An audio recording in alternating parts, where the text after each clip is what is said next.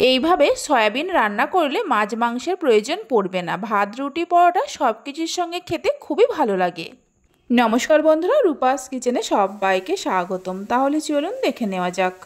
রেসিপিটা শুরু থেকে শেষ পর্যন্ত দেখার জন্য আপনাদের কাছে অনুরোধ রইল। প্রথমে কড়াইয়ের মধ্যে বেশ কিছুটা জল দিয়ে দিলাম। জলের মধ্যে হাফ চামচের মতো নুন দিয়ে গ্যাসের ফ্লেমটা হাইতে করে জল ফোটা পর্যন্ত অপেক্ষা করব। জল ফুটতে শুরু করেছে, এক বাটি সয়াবিন দিয়ে দিলাম। হাই ফ্লেমে সয়াবিনগুলোকে সেদ্ধ করে নেব। হাই ফ্লেমে 4-5 মিনিটের মতো ফুটিয়ে নিয়েছিলাম। এবার জল ঝরিয়ে একটা পাত্রের মধ্যে তুলে রাখব। সয়াবিনগুলো তুলে নেওয়ার পর এই জলেতে পেঁয়াজ আর টমেটো দিয়ে সেদ্ধ করে নেব। দুটো মিডিয়াম সাইজের পেঁয়াজ আর একটা মিডিয়াম সাইজের টমেটোকে কেটে নিয়ে দিয়ে দিলাম। পেঁয়াজ আর টমেটো সেদ্ধ করতে করতে সয়াবিনগুলোকে 2-3 বার জল দিয়ে ধুয়ে নেব। 2-3 বার জল দিয়ে ধুয়ে নিলে সয়াবিনগুলো ঠান্ডা হয়ে যাবে। এবার সয়াবিনের থেকে ভালো করে জল ঝরিয়ে নিয়ে একটা পাত্রের মধ্যে রেখে দিচ্ছি। সয়াবিনের থেকে ভালো করে জল ঝরিয়ে নেওয়ার পর এর মধ্যে দিয়ে দিচ্ছি অল্প করে হলুদের গুঁড়ো, অল্প করে জিরে গুঁড়ো আর অল্প করে ধনে গুঁড়ো। হাফ চামচের মতো দিয়ে দিলাম আদা রসুন বাটা, অল্প করে কাসুরি মেথি দিয়ে দিচ্ছি। সব কিছুকে খুব ভালো করে মিশিয়ে নিয়ে 5 মিনিটের মতো রেখে দেব। এদিকে পেঁয়াজ আর টমেটো সেদ্ধ হয়ে গেছে। জল ঝরিয়ে নিয়ে একটা মিক্সির জারের মধ্যে রেখে দিলাম। তারপর ঠান্ডা হলে পেস্ট করে নেব। আপনারা চাইলে শিলেতেও বেটে নিতে পারেন।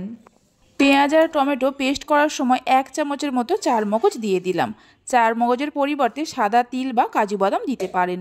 খুব ভালো করে পেস্ট করে নেওয়া হয়ে গেছে, এক সাইডে রেখে দিলাম। কড়াইয়ের মধ্যে দিয়ে দিচ্ছি 1 চামচের মতো সাদা তেল। তেল গরম হলে মশলা মাখিয়ে রাখা সয়াবিনগুলো দিয়ে দিলাম। হাই ফ্লেমে সয়াবিনগুলোকে খুব ভালো করে ভেজে নেব। বেশি করে তেল দিয়ে কখনোই সয়াবিন ভাজতে যাবেন না। 3-4 মিনিটের মতো ভেজে নিয়েছি। দেখুন সয়াবিনগুলো ভালো করে ভাজা হয়ে গেছে, তুলে নিয়ে রেখে দেব। সয়াবিনগুলো তুলে নেওয়ার পর কড়াইয়ের মধ্যে দিয়ে দিলাম 4 চামচের মতো সাদা তেল। তেলের পরিমাণটা আপনারা চাইলে কম বেশি করে দিতে পারেন।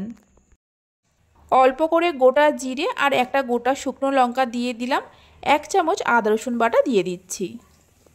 মিডিয়াম ফ্লেমে ভেজে নেব যতক্ষণ না আদা রসুনের কাঁচা গন্ধটা যায়। 1 মিনিটের মতো ভেজে নিয়েছি। এই সময় দিয়ে দিচ্ছি মিক্সির জারের মধ্যে যে মশলা পেস্ট করে রেখেছিলাম। মিক্সির জারে অল্প করে জল দিয়ে সেই জলটাও দিয়ে দিচ্ছি।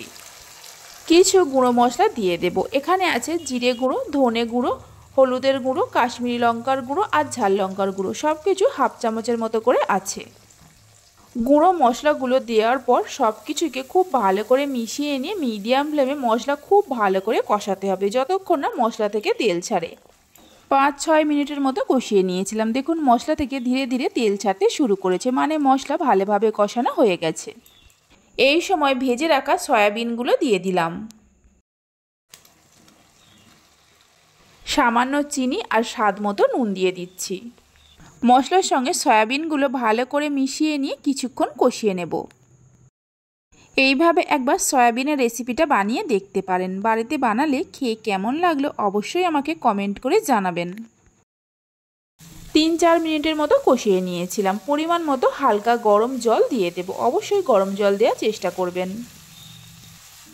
জলটা দেওয়ার পর মিশিয়ে নিয়ে যখনই ফুটতে শুরু করবে গ্যাসের ফ্লেমটা লো টু মিডিয়ামে করে ঢাকা দিয়ে কিছুক্ষণ রান্না করে নেব। রেসিপি ভালো লেগে থাকলে অবশ্যই একটা লাইক করবেন, বন্ধুদের সঙ্গে শেয়ার করবেন। ভালো লাগলে চ্যানেলটি সাবস্ক্রাইব করে পাশে থাকা বেল আইকনটি প্রেস করবেন। 10-15 মিনিটের মতো রান্না করে নিয়েছি। একটু নাড়াচাড়া করে নিয়ে সবশেষে অল্প করে গরম মশলা গুঁড়ো দিয়ে দিচ্ছি। গরম মশলা গুঁড়োটা দেওয়ার পর মিশিয়ে নিয়ে গ্যাস বন্ধ করে ঢাকা দিয়ে 5 মিনিটের জন্য রেখে দেব। আমি আলু ছাড়াই রেসিপিটা বানিয়েছি, আপনারা চাইলে আলু দিয়েও বানাতে পারেন। 5 মিনিট পরে দেখুন কতটা লোভনীয় হয়েছে, আর খেতে তো ভীষণই ভালো হয়। দুর্দান্ত স্বাদের সয়াবিনের রেসিপি আমাদের তৈরি হয়ে গেছে। তাহলে চলুন ভিডিওটা আমি এখানেই শেষ করছি। আপনারা সবাই ভালো থাকবেন, সুস্থ থাকবেন। ধন্যবাদ।